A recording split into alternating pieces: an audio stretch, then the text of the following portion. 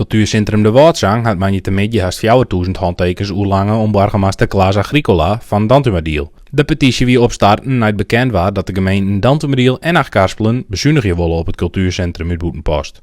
Bij De Waadzang binnen ze blied met de stiepen. Daar zijn we ontzettend blij mee met de steun uit de Meerskip dat die ons middels die petitie hebben ondersteund.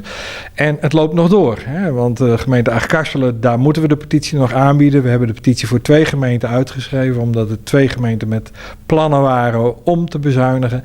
En tot nu toe loopt de teller elke dag weer door, dus daar zijn we ontzettend blij mee.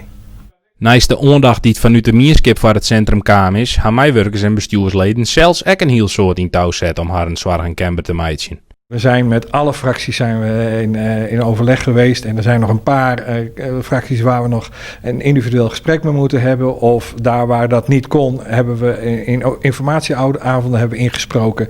Dus we zijn met iedereen, alle raadsleden, die hebben ook alle informatie van ons gehad. Ook financieel, ook inhoudelijk. We hebben ze helemaal op hoogte gesteld hoe alles erbij ligt.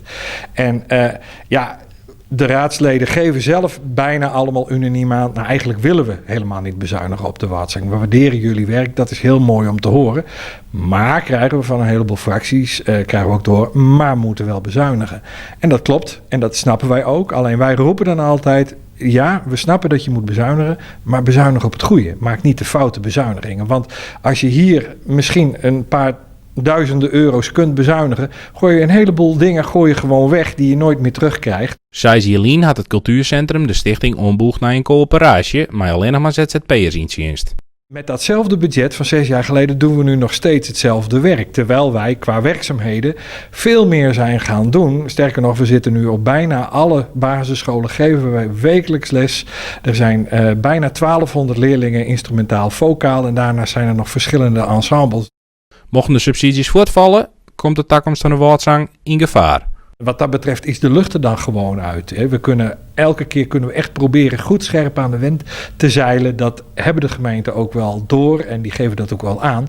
Maar als we nu meer gaan bezuinigen, dan gaat het direct gevolgen hebben voor je les. Dat kan niet anders.